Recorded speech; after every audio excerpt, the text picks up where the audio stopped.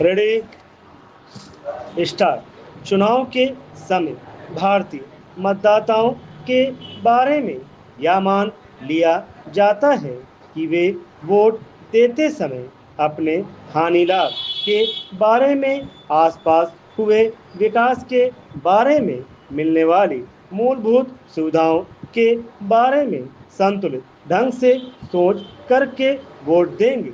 या माना जाता है कि वे उपलब्ध जानकारी के आधार पर अच्छी तरह सोचकर अपने मत का उपयोग करेंगे कि उन्हें पहले के सत्ताधारी दल से अपेक्षित लाभ मिला है कि नहीं। यह संभव है कि कई मतदाता इस तरह भलीभांति सोचकर वोट देते हों, लेकिन यह मामला अधिकांश रूप से विचार विमर्श और लाभ मिलने की बजाय सामाजिक धारणा का ज़्यादा होता है। अक्सर वोट इस धारणा के आधार पर दे दिया जाता है कि अमुक व्यक्ति सत्ताधारी दल विपक्षी दल से लाभ मिल सकता है।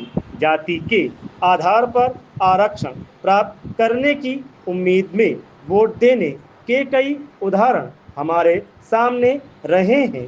कभी इसका उल्टा भी होता है।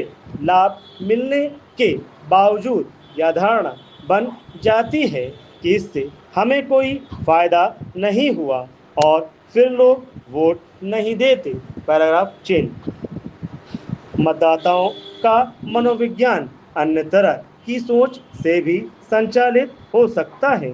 एक तो हमारे यहाँ वोट बैंक की परंपरागत धारणा यह है कि जिसमें पूरा समुदाय या पूरा वर्ग या मान बैठता है कि उसका भविष्य अमुक दल या नेता के साथ ही सुरक्षित है और फिर सारे वोट उसी नेता के पक्ष में पड़ जाते हैं।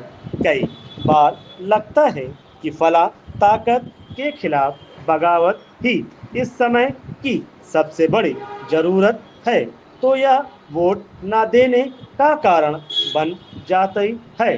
देश में अगर स्थायी वोट बैंक रहे हैं तो कुछ ऐसे समुदाय भी हैं जो अपनी बागी प्रवृत्ति के कारण ही जाने जाते हैं। ऐसे में दो चीज महत्वपूर्ण हो जाती हैं। एक चीज तो यह कि दल या नेता अपनी कैसी छवि बनाना चाहता है और दूसरी चीज कि नेता के बारे में सामाजिक धारणा बन गई है। यह भी माना जाता है कि मौजूदा व्यवस्था में जिन लोगों ने अधिक लाभ पाया है वे उस व्यवस्था को बनाए रखने के लिए ही वोट देंगे।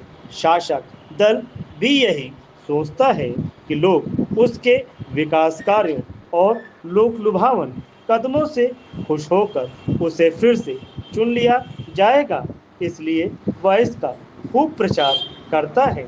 यह भी सोच लिया जाता है कि एक राज्य के शासक दल के कामों पर दूसरे राज्य के लोग भी उसे ही वोट देंगे, लेकिन एक बार अपनी स्थिति मजबूत हो जाए तो एक अलग तरह की सोच हावी हो सकती है कि अब हम आगे किसी बड़े बदलाव का हिस्सा बने और आगे बढ़ने के लिए अनेक प्रकार की बाधाएं नजर आने लगती हैं, जिन्हें हटाने के लिए परिवर्तन की सोच बन जाती है।